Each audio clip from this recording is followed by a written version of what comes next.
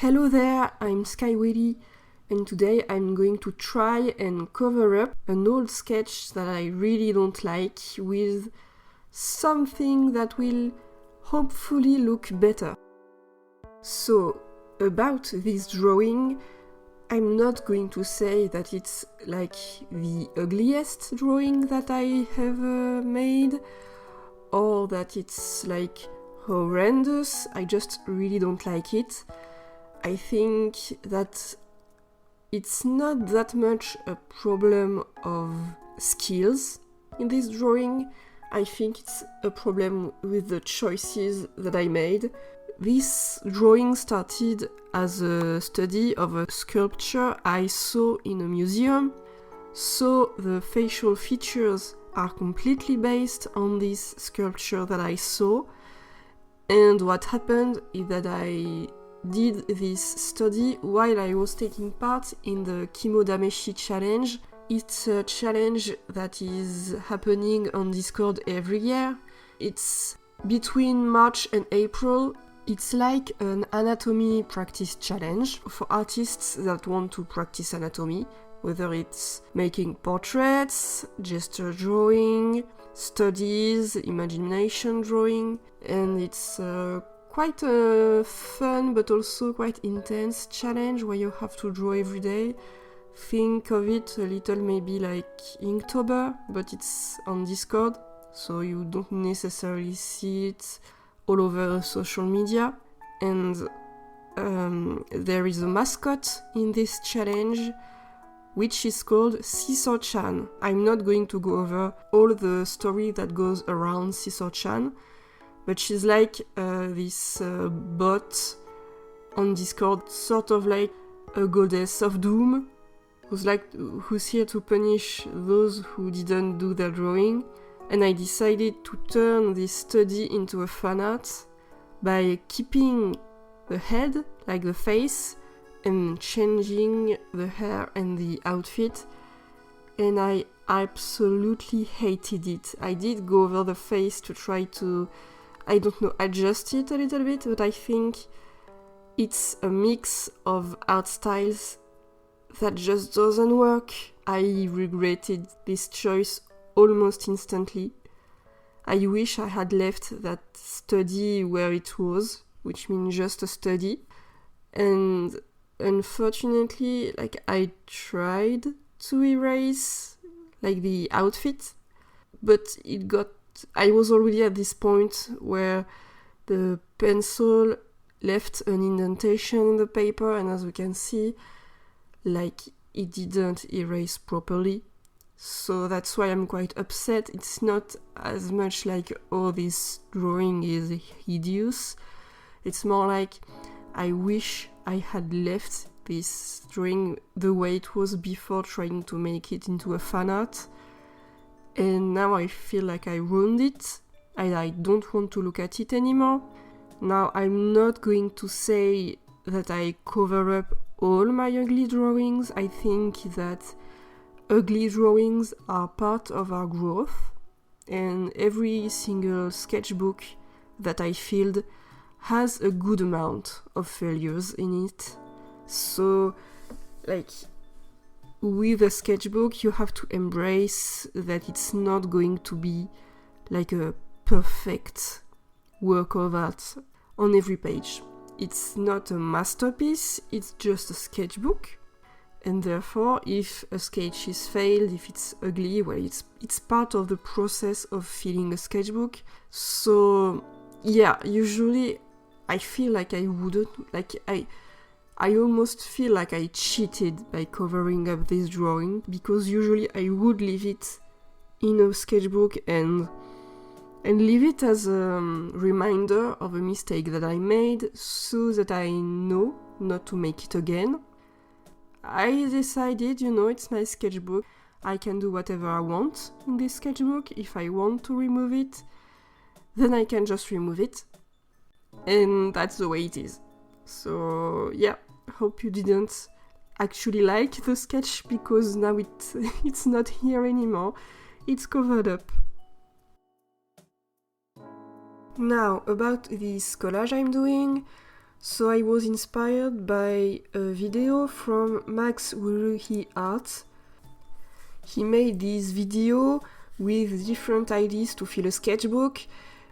There was this one specific idea I liked, where he used like scrap pieces of paper. I think it was like business cards maybe for him, and then drew over them. I thought it was quite a fun idea to use scraps or excess prints, things like that. And so that's where my process started. For my collage, I decided to take one sheet of old biology lesson and some music sheets that were like failed prints. You know, when your printer decides to mess things up and then you have a paper you can't do anything with it. I don't really have a specific plan in my head. I started ripping pieces of different sheets and trying to place them on the page. I tilted them a little bit with an angle so that they're not horizontal perfectly. But other than that, yeah, I just tried to see what looks okay. I wasn't too sure of myself at this point. I was a little bit worried it would just look like a collection of pieces of trash.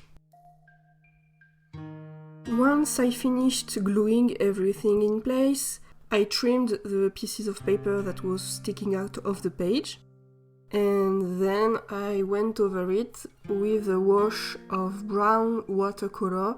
I wanted to break up a little bit the pure black and white contrast, and also I was hoping to give a little bit of a vintage feel, as if these papers were older than what they really are. Let's talk about the drawing itself. I had this idea of drawing some sort of old mystical tree, and I did initially a very small sketch in my tiny sketchbook that is quite like a little bit of a trash sketchbook. I just doodle whatever comes to my mind whenever I have an idea. I had this composition that was diagonal and a little bit of perspective in a low angle view. And I quickly added a little bit of color that I quite like, with like colors being more cool in the background, with a very soft pastel blue, and then getting more saturated towards the foreground, a little bit like some atmospheric perspective, but like on a much shorter distance, if that makes sense. However, after I started sketching my idea on my collage, I realized that if I was to do my tree with those pastel colors, that the colors wouldn't really stand up in front of the black from the collage. At this point, I started having a little bit of regrets about my choice, because I actually liked the colored version, but now I have to do something that really contrasts. But I decided to just roll with it and do it in black instead, so you can see me drawing with my ballpoint pen.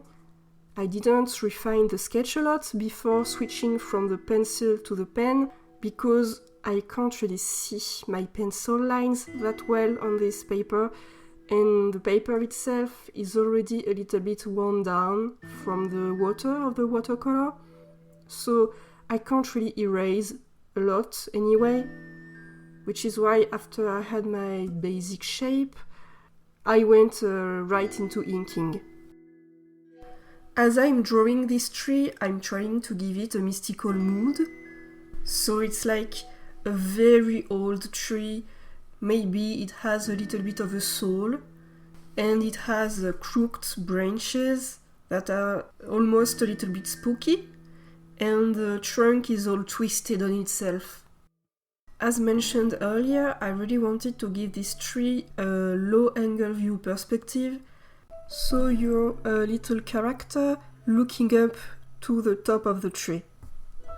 Unfortunately, it didn't really work out that way. I think the initial sketch was quite good, but it's when I started adding all the texture, like the grooves on the trunk and the tree bark also maybe. I think that's because the lines on the trunk don't really follow the curve that it should, because the trunk of the tree is like a cylinder, so the grooves should wrap around the cylinder in a curved line. I drew it almost like a straight line, so it doesn't work at all. It's a similar mistake to what a lot of people do when they draw arms or limbs on the human body in perspective. If you are drawing your character with an arm that is foreshortened, like the hand is towards you, the line of the sleeve that the character is wearing has to also follow this curved shape of the cylinder. If you drew the limb properly, but then the clothing has a straight line, it breaks the illusion of perspective. It's not my first time making this kind of mistake with drawing perspective, so I'm a little bit upset at myself. By now, I should know not to do it again.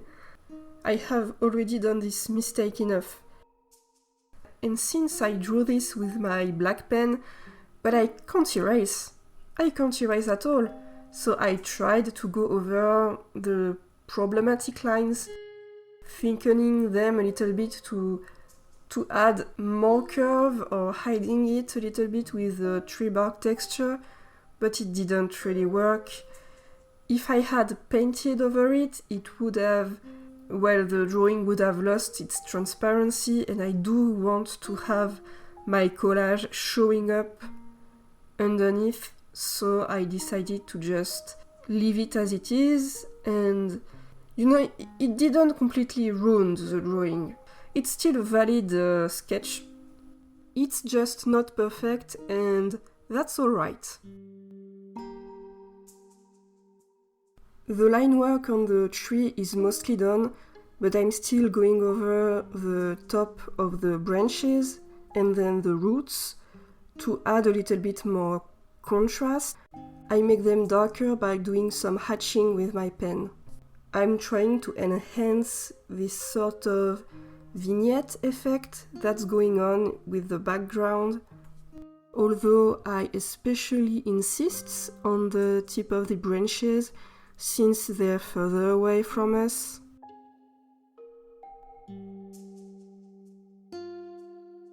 Once I'm happy with the tree, I start adding some butterflies. I draw them in different sizes, so that the bigger ones are like in the foreground, and then the smaller ones are in the distance, closer to the tree. I hope this little flock of butterflies is not too cheesy, but I'm seeing this tree as a fairy tale element, and adding butterflies always makes things more magical. And since we're here for magic, once my butterflies are all outlined with my pen, I'm going over them with some fine tech.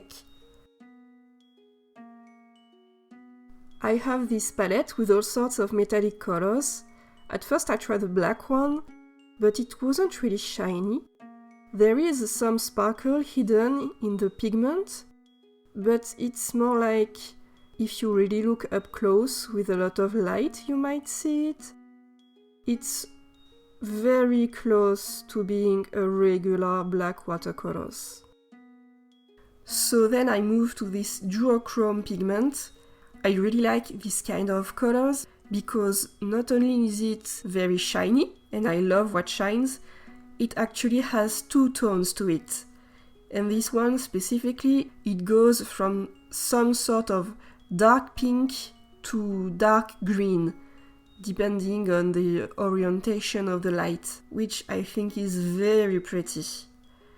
However, the paint on itself wasn't exactly as dark as I wanted to, so I mixed this duochrome pigment with the black one to get something that's a little bit in between, The reason I did that is because I want to really stick to a mostly monochromatic feel for this drawing.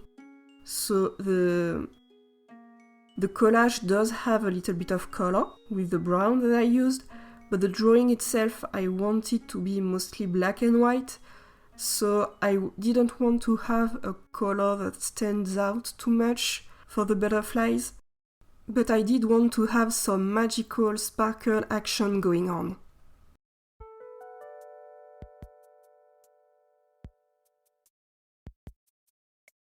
Initially I was going to stop there, but since I had my watercolor palette already out, I decided to use this shimmery black that barely shines as a shading color. I used it as if it was regular black paint.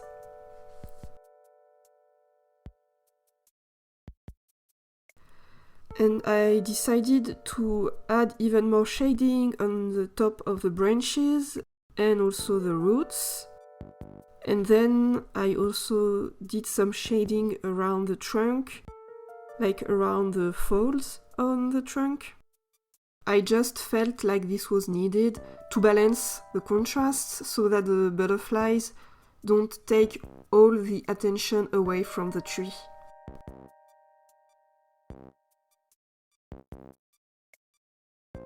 I then started working on the grass that received very little attention so far.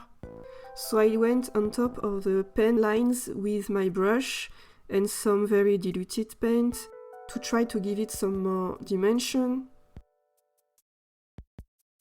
I will go back to the grass blades with more detail later on, but for now I'm mostly adding the shadow of the tree on the ground. And I'm placing some very loose brush strokes. And then I'm going back to the tree itself, finishing the shading, adding more color wherever it feels necessary. And then, once it's all dried, I'm switching to my pen again to get back the outline of the butterflies that disappeared under the paint. And I also add some more lines on the grass.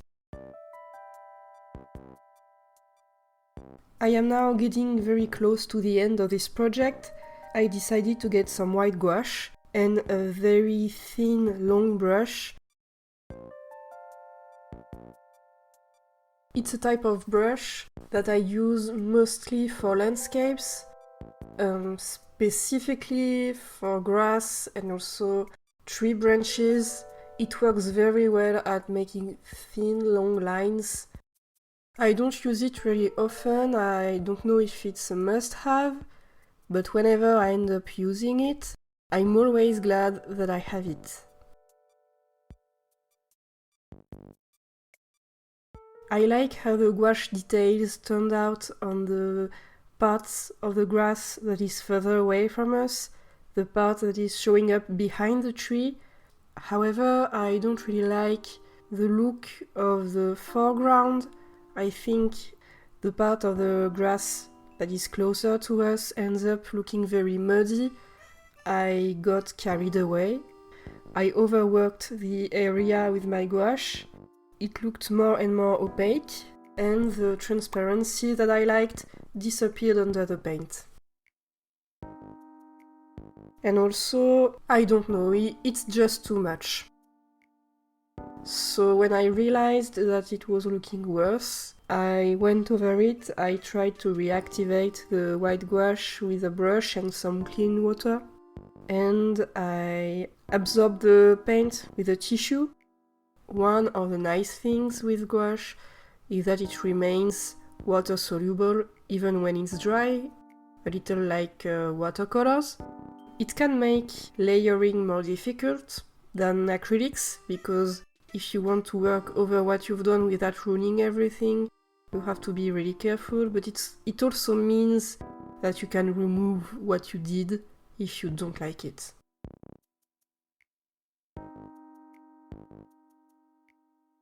I let everything dry, And then I'm going back again, this time with a dark grey colored pencil to refine the grass yet again.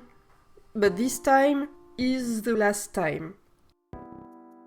I'm getting to a point where I try my best and I do these final little details with my colored pencils and then I call it done for the grass. And as a very last step, I added some washi tape to the middle of the sketchbook spread to try to clean up the edge of the collage. And then I finally wrote down the date at the bottom of the page. And this drawing is finished. Here I'm showing you in the sunlight the beautiful shimmer of my metallic paints. It's not perfect by any means. There are flaws here and there, but it has sort of a vintage fairy tale feel to it, and I really like it. Thank you so much for watching this video. Feel free to give some feedback in the comments if you feel like so. And have a nice day and bye!